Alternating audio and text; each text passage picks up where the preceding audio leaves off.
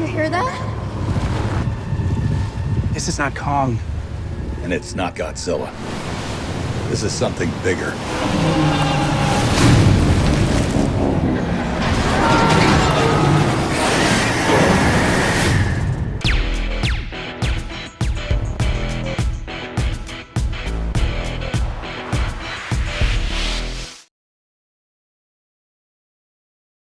Hi, this is Nobuhiro Hosoki. Konnichiwa. Konnichiwa.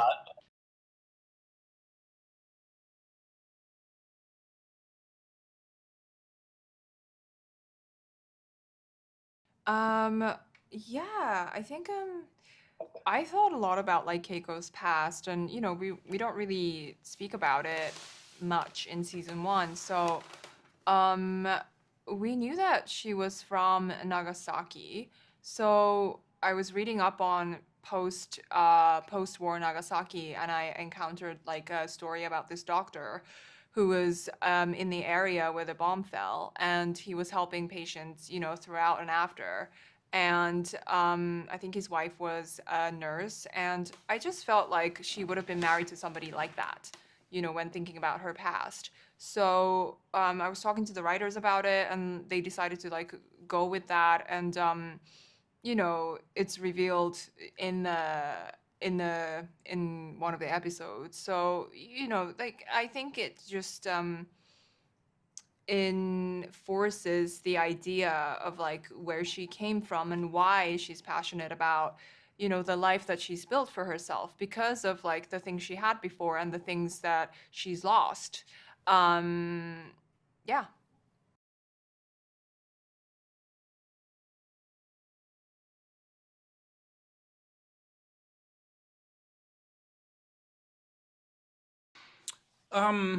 Well, I think where the time period the show is written, we don't understand a lot about the monsters. I'm not even sure that canonically that we even know.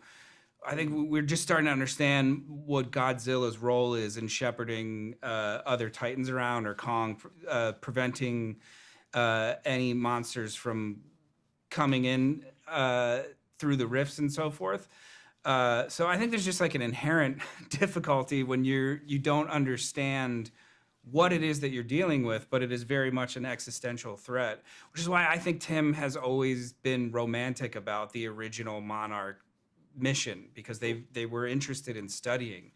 I think after you know, they tried to destroy Godzilla and failed, what other option is there than like, okay, we have to study these things somehow.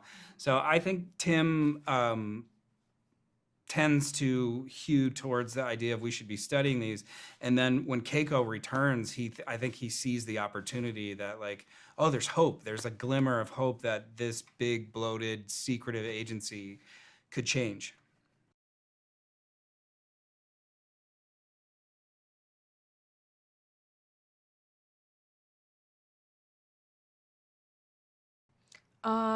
I think it's most prevalent in Kate. I think we see Keiko's characters mirrored, but I also, you know, you could say that Keiko is like a pretty reckless person. She's gonna run towards danger. Like she needs to find out. She has this like insatiable need to find out. And I think Hiroshi is also driven by that. And he's a problem solver. He creates a lot of problems, but he's also a problem solver. So we see that like he's always, you know, figuring out solutions. And I think Kentaro has that too. And we see that in Cate and Kentaro, that like they try to solve the problems in their own ways, right?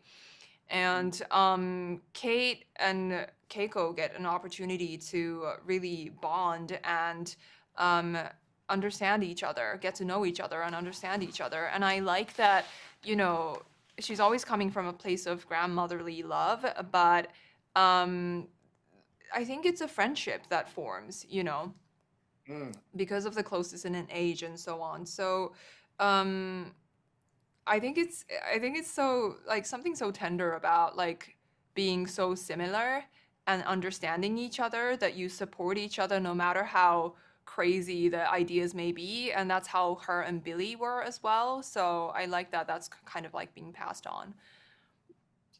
Well, unfortunately, they told me to wrap it up. I had a good time talking to you, Joe and Mari-san. Thank you so much for your time. Have a Yeah, my good day. pleasure. ありがとうございます。ありがとう。ありがとうございました。ありがとうございます。 Thank you.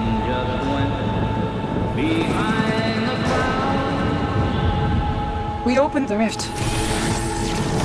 to another world. I did it. I pressed the button. I let the genie out of the bottle. What's next? I've just destroyed the world. Consequences. I'm living here. This Titan I'm living here. is like a god. And the sea creatures worship it. Hundreds of thousands are in the path of this monster. And we don't know what it wants.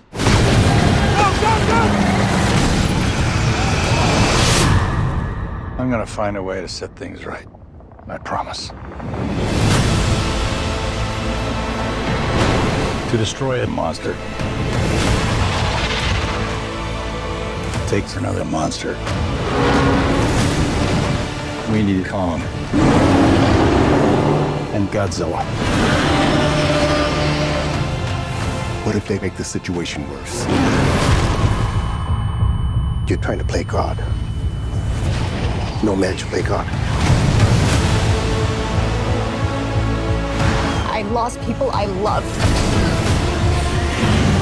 Don't make the same mistake I did. In the end, only one thing matters.